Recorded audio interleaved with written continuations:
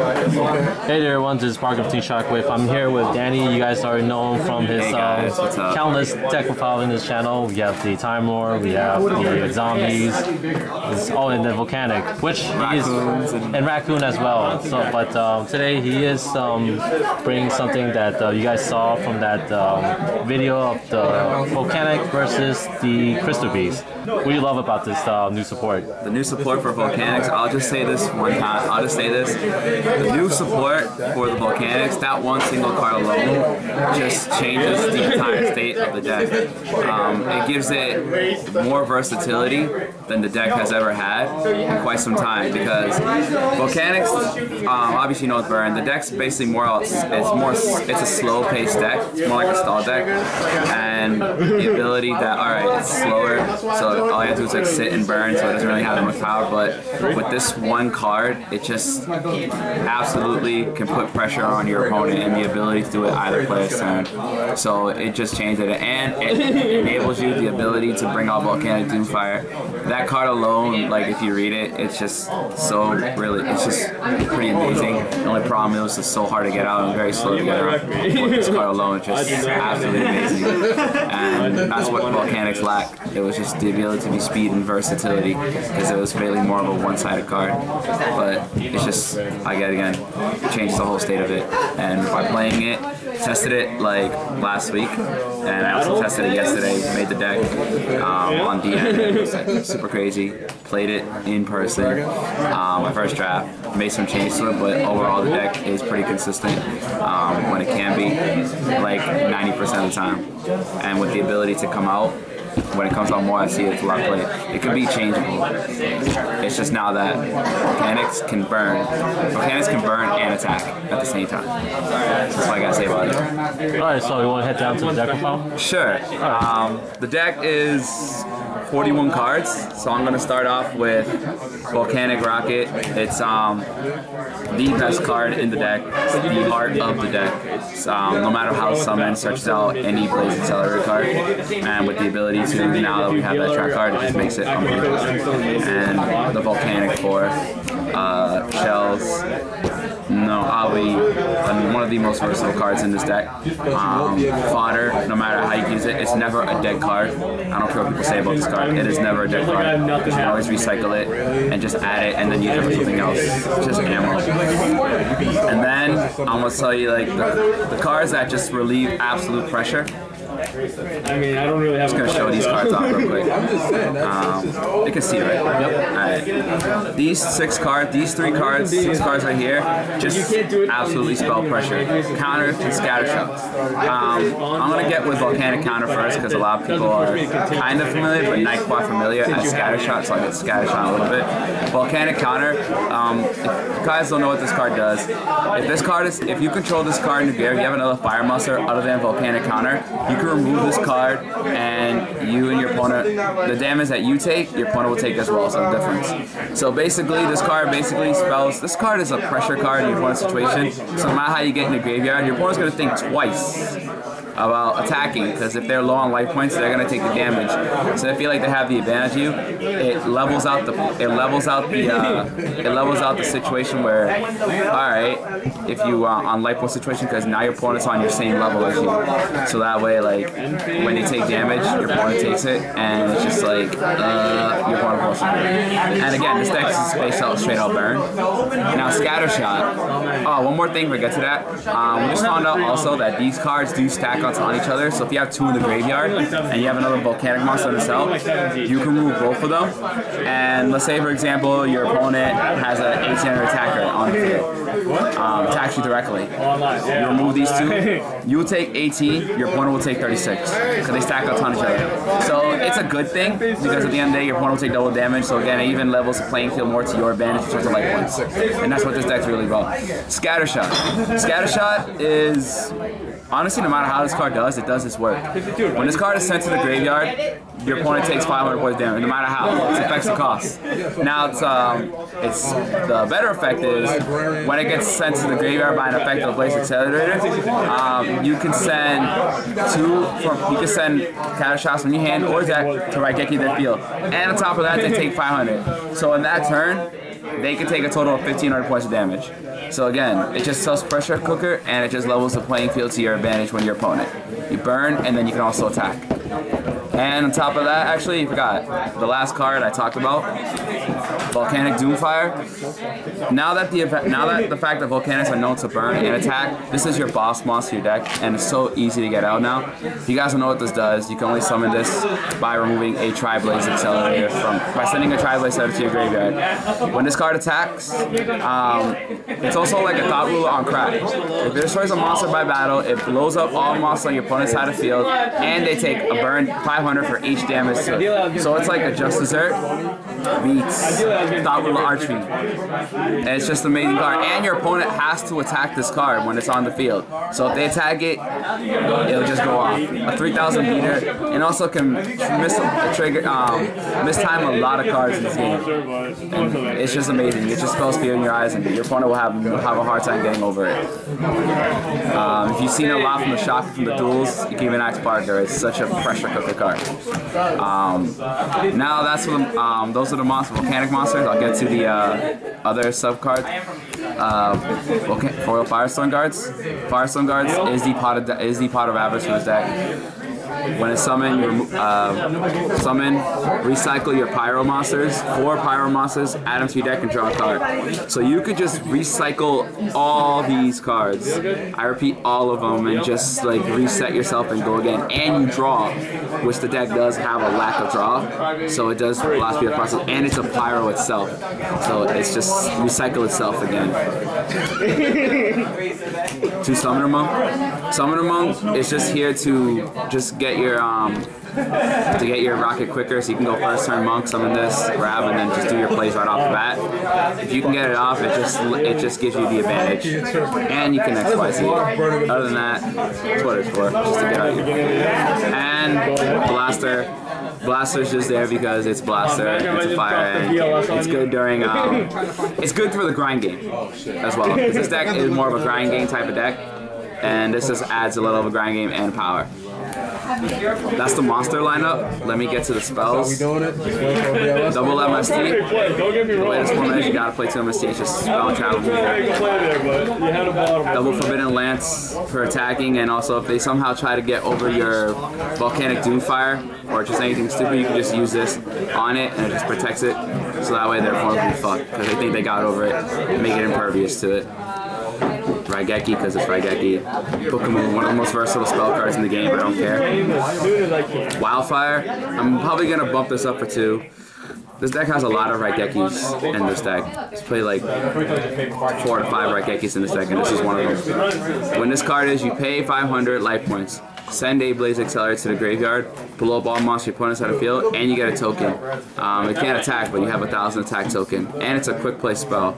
And you play a total at least like 4 Blaze Accelerators, or 4 Accelerator cards.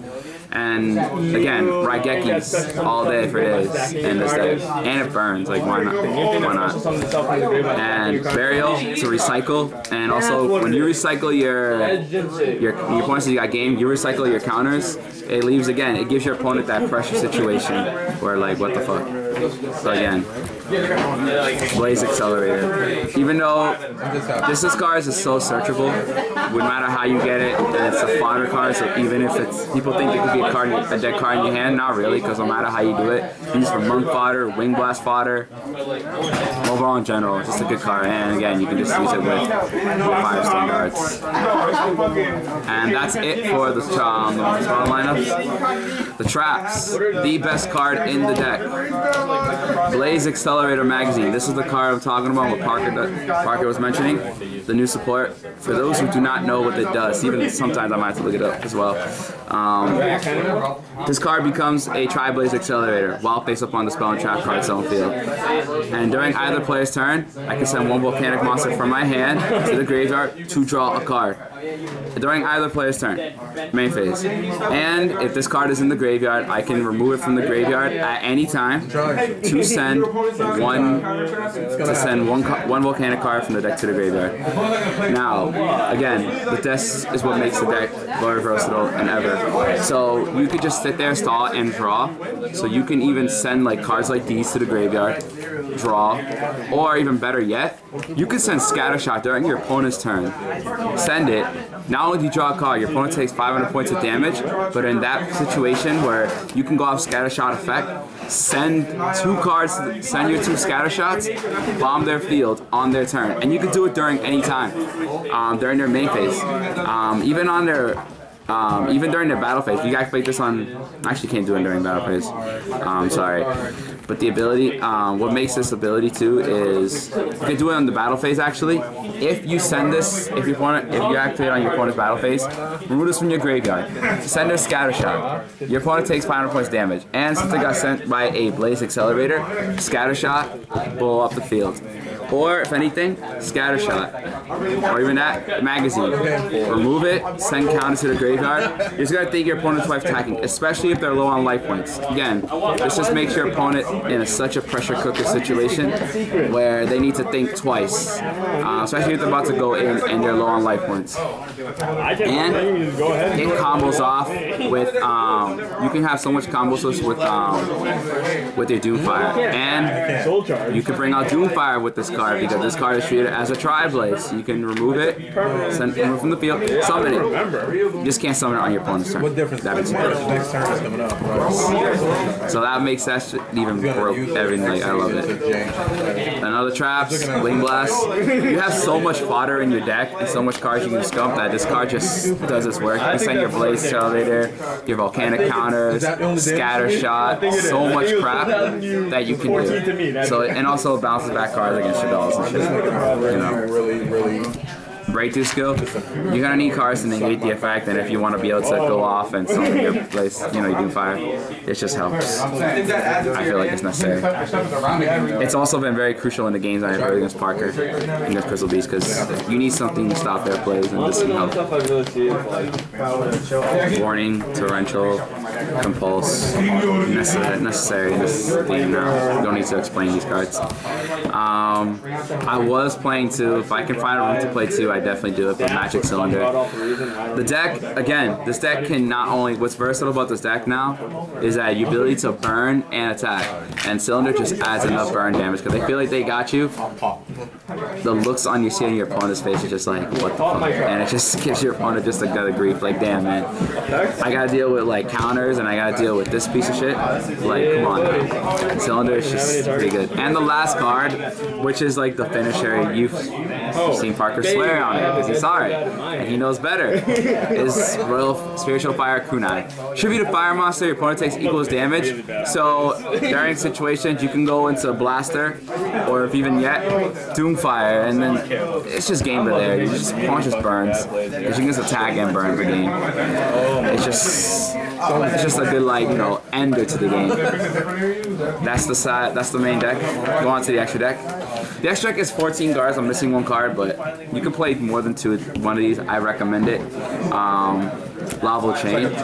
You play 2 Lavo Chains in this deck. I just couldn't find another one. Lavo Chain is so good in this deck because even if you don't get off your cards first turn, the ability, you could just basically it sets off your play, so you can send like, you can send your shells, you can send your counters to just like grab and just shuffle, and it gives you fodder for Magazine. The combo I like to use is, if I go into this, I activate the effect to detach, put Doomfire at the top of my deck, activate the effect to send a Volcanic, draw this card, and then you just bring it out to summon it. And there you go. It's just, it makes it so much easier to bring this card out, and that's what I like about the card. I recommend playing 2 Lavo Chains, and it's a fire. It's Blaster to Blaster food, and it's Spiritual Fire Kunai food.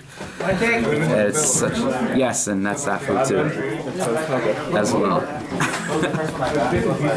That Gusto Emerald, during late games, you can recycle and draw if you don't have your Firestone guards, so it helps. And just a bunch of Duranic, rank 4s, Musketeer. That's standard. That's standard. Harlan Draco, burn damage going for game. Abyss Dweller. It can. People think that this can contradict you. It can, but if you're a smart player, you play around it. That's just all I gotta say if you're playing this with Exciton. Because Exciton, really good against Crystal Beast apparently. Random book. This is that main target that I play low full is. 1 arc. If you don't have another level chain, you can play 2 arcs. Again, you can switch around. You can play 2 arcs and everything. Direwolf because it's destruction. Cowboy because you can burn. Half our operative. You know, I need to say more. Ragnar Zero. MVP of the deck. Utopia. A lot of people don't expect this, but this card can really save your life. And if I had, and even also, you can also play Utopia Ray, because this deck just, you pay so much life points. You go into Utopia Ray and just this game for them. And of course, Black Ship of Corn, because it's Black Ship. Thank you again for the deck profile, Danny. Any last words before we head out? Yes, I know I haven't played in quite some time. I've been busy working and all that, but I have followed the game.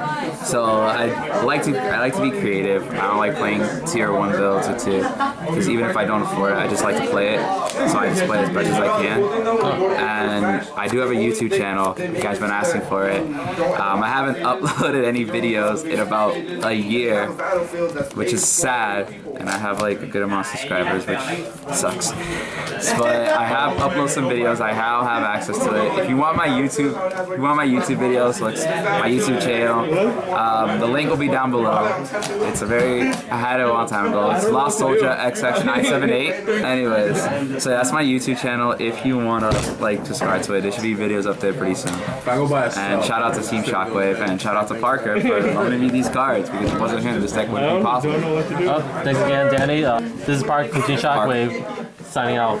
Later, guys.